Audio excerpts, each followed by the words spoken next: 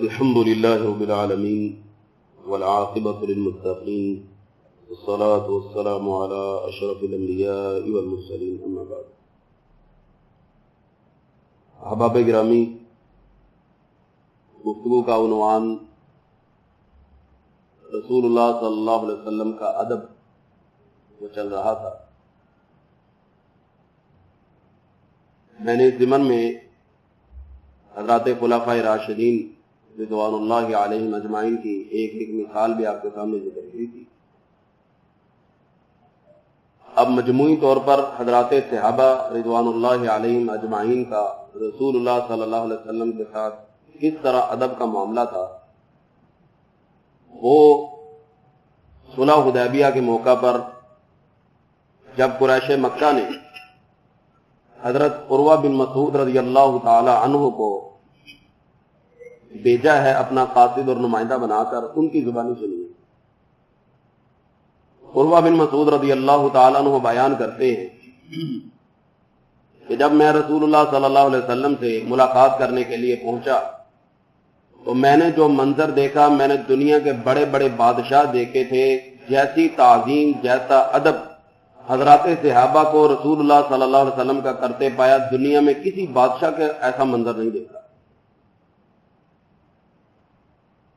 اور یہ بات انہوں نے آگے کفار مکہ کو بتائی تھی کہ میں نے بڑے بڑے بادشاہ دیکھے ہیں، رئیس زادے دیکھے ہیں، نواب زادے دیکھے ہیں، جو ادب آپ علیہ الصلوۃ والسلام کا حضرات صحابہ کرتے ہیں میں نے کسی بادشاہ کا ایسا ادب ہوتے نہیں دیکھا.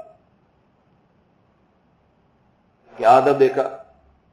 کہا جب رسول اللہ صلی اللہ علیہ وسلم وضو فرماتے ہیں تو حضرات صحابہ آپ کے وضو کے پانی کو نیچے نہیں گرنے دیتے، وہ اپنے ہاتھوں میں پانی لے لیتے. اسی طرح آپ صلی اللہ علیہ وسلم کا لعاب دہن وہ بھی زمین پر نہیں گرنے دیتے بلکہ اپنے ہاتھوں پہ لے کے اپنے جسم کے اوپر مل لیتے. اور عالم یہ ہے کہ جب رسول اللہ صلی اللہ علیہ وسلم گفتگو کرتے ہیں، آپ صلی اللہ علیہ وسلم خطاب کرتے ہیں تو کوئی بھی صحابی وہاں پہ اپنی آواز کو بلند نہیں کرتا، سارے اپنی آوازوں کو نیچے کر لیتے. اور آپ صلی اللہ علیہ وسلم کے سر مبارک سے اگر کوئی بال ٹوٹ کے گرتا ہے تو کسی ہیرے موتی کو اس قدر سنبھال کے نہیں رکھا جاتا جس طرح حضرات صحابہ اس بال مبارک کو اپنے پاس سنبھال کے رکھتے. یہ عروہ بن مسعود ابھی مسلمان نہیں ہوئے، بعد میں مسلمان ہوئے، لیکن اپنے اسلام لانے سے پہلے کا یہ منظر بیان کر رہے ہیں کہ حضرات صحابہ یوں رسول اللہ صلی اللہ علیہ وسلم کا ادب کیا کرتے. امام مالک، امام مدینہ مالک بن انس رحمہ اللہ، ان کے سامنے جب رسول اللہ صلی اللہ علیہ وسلم کا نام نامی آتا تو ان کے چہرے کا رنگ ہی تبدیل ہو جاتا. لوگوں نے کہا کہ یہ کیا معاملہ ہے، ہم بھی اللہ کے رسول کا نام لیتے ہیں، آپ کے سامنے اللہ کے رسول کا نام لیا جاتا ہے تو آپ کو انداز ہی بدل جاتا ہے، آپ کی کیفیت ہی بدل جاتی. کہا جو میں جانتا ہوں اگر تمہیں پتا چل جائے تو تمہارے چہروں پہ کبھی یہ حیرانی نہ آئے. محبت اس قدر تھی، اس قدر محبت تھی، آپ صلی اللہ علیہ وسلم سے تو محبت تھی ہی تھی، ادب تھا ہی تھا، آپ کی حدیث مبارکہ کا بڑا ادب تھا. عبداللہ بن مبارک رحمہ اللہ بیان کرتے ہیں کہ میں ایک مرتبہ امام مالک رحمہ اللہ کے پاس حاضر ہوا، حدیث پڑھا رہے تھے. حدیث پڑھاتے پڑھاتے 15 سے 16 بار چہرے کا رنگ تبدیل ہو گیا، زرد رنگ ہو گیا. جب حدیث رسول پڑھا کے فارغ ہوئے تو میں نے کہا حضرت کئی مرتبہ حدیث کا درس لینے کا اتفاق ہوا ہے لیکن آج جو آپ کی کیفیت تھی وہ بڑی عجیب تھی. کہا اصل میں جب میں حدیث کا درس دے رہا تھا مجھے کم و بیش 16 بار بچھو نے کاٹا تھا، بچھو نے کاٹا مجھے. تو کہا پھر آپ نے چھوڑ کیوں نہیں دیا؟ کہا حدیث رسول تھی، میرے دل نے اس بات کو تسلیم ہی نہیں کیا کہ حدیث کو چھوڑ کے اپنے آپ کو خارج کر لوں. یہ عام حالت ہے حدیث پڑھاتے ہوئے. ہماری نمازوں کی کیا حالت ہے؟ کتنی بار ہم خارج کرتے ہیں، کتنی بار ہم اپنا ہاتھ اٹھاتے ہیں. یہ عام حالت ہے حدیث پڑھاتے ہوئے. امام مالک رحمہ اللہ کی 16 بار بچھو نے ڈنگ مارا ہے، کاٹا ہے. اور ہمیں ایک بار مکھی بیٹھ جائے تو پوری نماز میں پتا تھا کتنی بار بیٹھ رہی ہے. 16 بار کاٹا ہے اور اپنا جو کیفیت ہے وہ تبدیل نہیں کی کہ میں حدیث پڑھا رہا ہوں. اسی طرح امام مالک رحمہ اللہ رات چلتے ہوئے اگر کوئی مسئلہ پوچھ لیتا ہے حدیث کے بارے میں اس کو جواب نہیں دیتے. یہ حدیث رسول کا احترام ہے کہ تمہیں راہ جاتے ہوئے جواب دوں. بیٹھو، بیٹھ کے تسلی کے ساتھ جب مطمئن ہو کے بیٹھوں گا پھر تمہیں جواب دوں گا.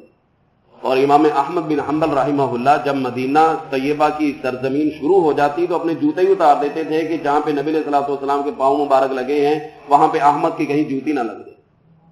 حضرات یہ ادب و احترام تھا جو ہمیں سکھایا گیا اور ہمارے اسلاف نے کر کے دکھایا۔ یہ کوئی کہانیاں نہیں ہیں، یہ واقعتاً عملی طور پر یہ چیزیں ایسی ہوئی ہیں۔ یہ عجب المیہ ہے کہ آج ہم ان سب چیزوں سے دور ہو چکے ہیں۔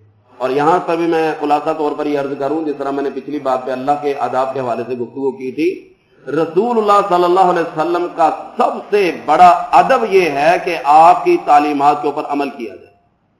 جو بندہ اس بات کا دعویٰ کرے کہ مجھے اللہ کے رسول صلی اللہ علیہ وسلم سے محبت ہے لیکن آپ کی کسی بات کو مانتا ہی نہیں ہے، اپنی منمانی کرتا ہے، اپنی مرضی کی زندگی گزارتا ہے، دنیا میں اس سے بڑا بے ادب کوئی نہیں، اس سے بڑا بے ادب کوئی نہیں۔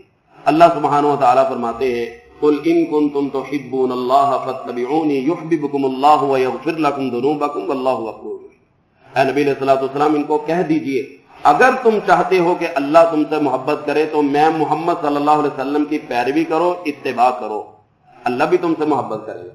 اور دنیا میں ہم دیکھتے ہیں جب کوئی کسی سے محبت کرتا ہے نا تو اس محبت میں اگر کسی سے کوئی کمی کوتاہی ہو جائے تو وہ اس کو صرف نظر کر لیتا ہے، وہ اسے بالکل دیکھتا ہی نہیں، کہتا چلو کوئی بات نہیں، اگر غلطی ہوگی تو کوئی بات نہیں۔ اللہ سبحانہ و تعالیٰ فرماتے ہیں تم میرے پیارے نبی کی اتباع کرو، فرما برداری کرو، اگر کوئی غلطی کوتاہی کمی کوتاہی رہ گئی تو میں اللہ اس کو معاف کر دوں گا، یا اغفر لکم ذنوبکم، تمہارے گناہوں کو معاف کر دوں گا۔ تو حضرات گرامی، رسول اللہ صلی اللہ علیہ وسلم کا اگر ہم جاننا چاہتے ہیں کہ میرے اندر اللہ کے رسول صلی اللہ علیہ وسلم کا ادب ہے تو تنہائی میں بیٹھ کر میں بھی دیکھوں، آپ بھی دیکھیں کہ ہم اللہ کے رسول صلی اللہ علیہ وسلم کی حدیث کا، آپ کی بات کا کس قدر احترام کرتے ہیں اور کس قدر اس پر عمل کر کے دکھاتے ہیں۔ صرف یہ کہنا کہ میں محب رسول ہوں، مجھے اللہ کے رسول سے بڑی محبت ہے، لیکن بات کوئی بھی نہ مانے، ایسا آدمی کبھی بھی با ادب نہیں ہو سکتا۔ با ادب وہ ہے جو رسول اللہ صلی اللہ علیہ وسلم کی تعلیمات کے اوپر عمل کرتا ہے۔